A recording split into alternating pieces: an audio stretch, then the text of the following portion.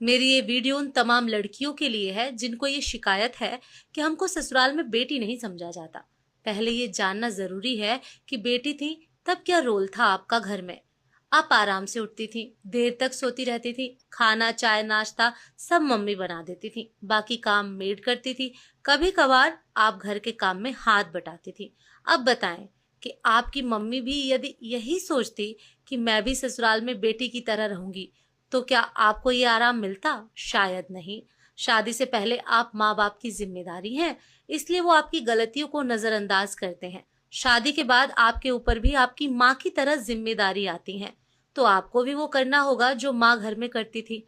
हम लोग अपनी शादी से पहले की जिंदगी खूब ऐश के साथ काट कर आते हैं। अब जब हम पर जिम्मेदारी आई तो घबराना क्यों? क्यों शिकायत करना? अब मुझे बताएं, यदि आप पीहर आए, आपकी भाभी देर तक सोती रहे, मम्मी रसोई में काम करे, तो क्या आप उस भाभी की तारीफ करेंगी? कभी नहीं। आप माँ से कहेंगी कि आप क्यों रसोई में खटती हैं, भाभी को करने दिया करो। कौन लड़की ऐसी है जो भाभी से ये कहे कि भाभी आप खूब आराम करो, मम्मी सब कर लेगी।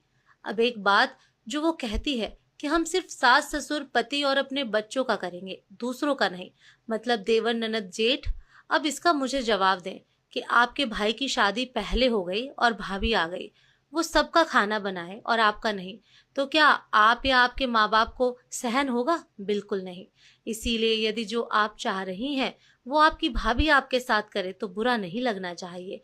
आपको अपनी ननद, उनके बच्चों का आना बुरा लगता है, तो आप भी सोच लीजिए, आपकी भाभी भी आपके आने से खुश नहीं होंगी।